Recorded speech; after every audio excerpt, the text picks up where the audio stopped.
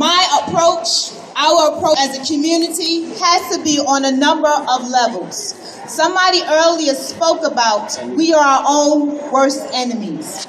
And what I believe he was speaking about is what happens when we have and engage in self-hatred.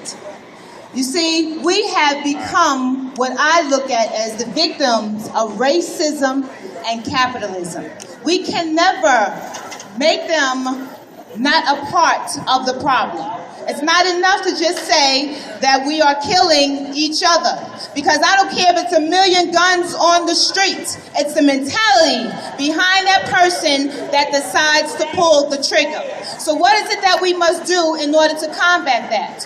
Yes, there's a number of things that we see that in organizations and elected officials like Sister Jackie Rowe Adams are challenging, the National Rifle Association, and we're doing the gun buyback programs. But I also would like to look at the school system.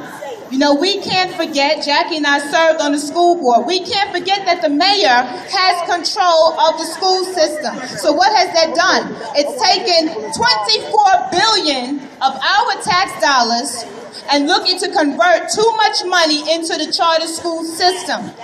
Also, when we don't have control in our communities, we don't control the curriculum. So what happens when we don't control the curriculum? We don't have anything that's written that tells us that we are a proud people. We are a beautiful people. We come from leaders that really showed us the way. So if we allow and continue to allow the mayor to have control of our school system, then we are leaving our children victims to a Europeanized curriculum. And that's part of the problem. The second problem is we see that Bloomberg, who is a billionaire, let's not forget that. I want people to remember one of the things that I feel is so important is to educate us about electoral politics and to educate us about what we should know. We sit on a $68 billion budget.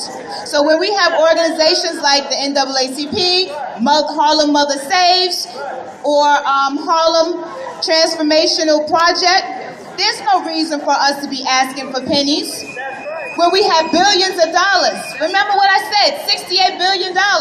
Yes, I work for City Councilman Charles Barron as the legislative director.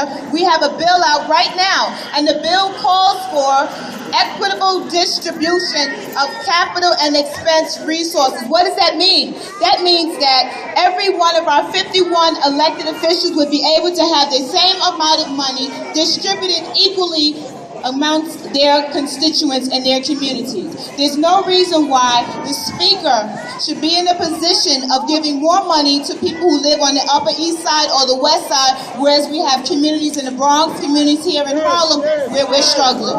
So it's up to us to be in a position to continue to educate ourselves about the process. And before I conclude, I'm going to tell you something that we're seeing and experiencing. It's called gentrification, right? We know gentrification is really wreaking havoc on our communities.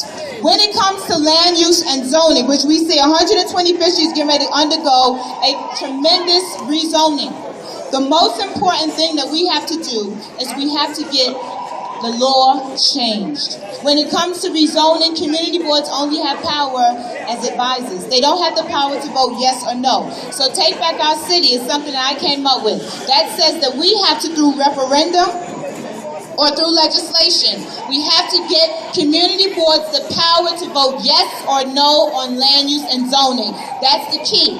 The second is recall. Why is it that we continue to have elected officials to come in front of us and they're no longer accountable to the community?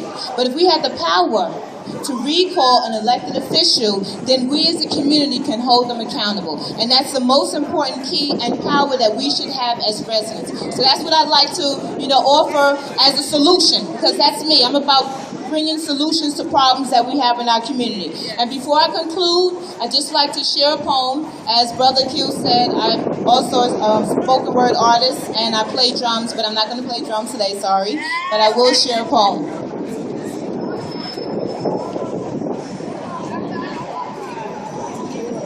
The title of this poem is called There Will Come a Time.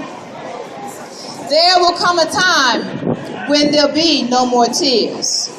There will come a time when there'll be no more fears.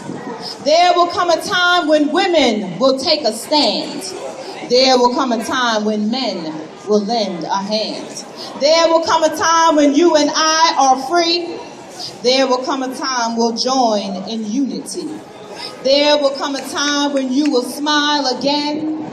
There will come a time when your heart will mend. There will come a time there'll be peace on earth. There will come a time we'll witness a new birth. There will come a time when our global village will be one. This will be the time when the healing has begun. There will come a time when you and I are free. There will come a time we'll join in unity. There will come a time when the pain will be no more. There will come a time when our hearts will endure. There will come a time when you and I are free. There will come a time when our spirits will show the way. There will come a time. That time is today. Thank you very much.